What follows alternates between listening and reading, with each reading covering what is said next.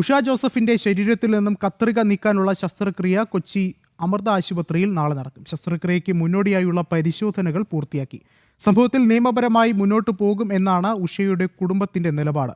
വീണ George രാജിവെച്ചാൽ system ശരിയാകുമെന്ന് Congress നേതാവ് രമേശ് ചെന്നിത്തലയും വിമർശിച്ചു. വയറ്റിൽ കുടുങ്ങിയ ശസ്ത്രക്രിയാ ഉപകരണം പുറത്തെടുക്കാനുള്ള സർജറിക്ക് വീണ്ടും വണ്ടാനം മെഡിക്കൽ കോളേജിൽ തന്നെ പോകാൻ ഉഷ ജോസഫും കുടുംബവും വിസമ്മതിച്ചിരുന്നു. പിന്നാലെയാണ് കൊച്ചി അമൃത ആശുപത്രിയിലെത്തിയത്.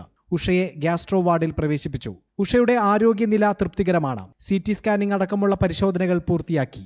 വിവിധ വകുപ്പ് പ്രതിനിധികൾ ഉൾപ്പെടുന്ന മെഡിക്കൽ ബോർഡ് ചേർന്ന് പരിശോധനാ റിപ്പോർട്ടുകൾ വിലയിരുത്തി. ഉണ്ടായത് ഗുരുതര ചികിത്സാ പിഴവാണെന്നും നിയമപരമായി മുന്നോട്ടു പോകുമെന്നും ഉഷയുടെ മകൻ ഷിബിൻ പറഞ്ഞു.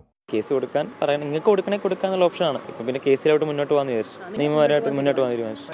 ഇതിപ്പോൾ നമുക്ക് വന്ന പോലെ വേറെ ആർക്കും വരാൻ പാടില്ല എന്നുള്ളതുകൊണ്ടാണ് നമ്മൾ ഇത്രയും ഇതിപ്പോൾ ഇഷ്യൂ ആക്കിയിരിക്കുന്നത്. ഇത് കണക്കിന് എല്ലാവർക്കും ഇഷ്യൂ ആക്കുവാണെന്നല്ലായിരിക്കും. രമേശ് ചെന്നിത്തല ആശുപത്രിയിലെത്തി ഉഷയെ കണ്ടു. സർക്കാർ നഷ്ടപരിഹാരം നൽകണമെന്നും ചികിത്സാ ചെലവ് വഹിക്കണമെന്നും ചെന്നിത്തല ആവശ്യപ്പെട്ടു. സിസ്റ്റം നേരെയാവണമെങ്കിൽ ആരോഗ്യമന്ത്രി വീണ ജോർജ് മാറണമെന്ന് രമേശ് ചെന്നിത്തല. തീർച്ചയായിട്ടും ആരോഗ്യവകുപ്പിൻ്റെ ഗുരുതരമായ പിഴവ് തന്നെയാണ്. മാത്രമല്ല, ഡോക്ടേഴ്സ് ഇത്ര അനാസ്ഥയോടെ പെരുമാറുന്നു. ഇതൊന്നും ശരിയായ നടപടിയല്ല. തീർച്ചയായിട്ടും സർക്കാർ നഷ്ടപരിഹാരം കൊടുക്കണം, ചികിത്സാ ചെലവ് വഹിക്കണം, ഇതൊക്കെ ചെയ്യേണ്ടതാണ്. സിസ്റ്റം നേരെയാവണമെങ്കിൽ ഇവരൊക്കെ മാറണം. ഇനി ആരോഗ്യവകുപ്പിൽ നിന്ന് വീണ ജോർജ് തന്നെ മാറിയാലേ ഈ സിസ്റ്റം ശരിയാവുള്ളൂ. ഇത്രയും ഗുരുതരമായ പ്രശ്നങ്ങൾ ഉണ്ടാകുമ്പോഴും ഒരു ഗൗരവതരമായ നടപടികൾ ഗവൺമെൻറ് ഭാഗത്ത് ഉണ്ടാകുന്നില്ല.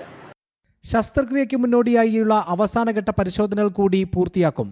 സർജറി നാളെ നടക്കും. ജനം, കൊച്ചി.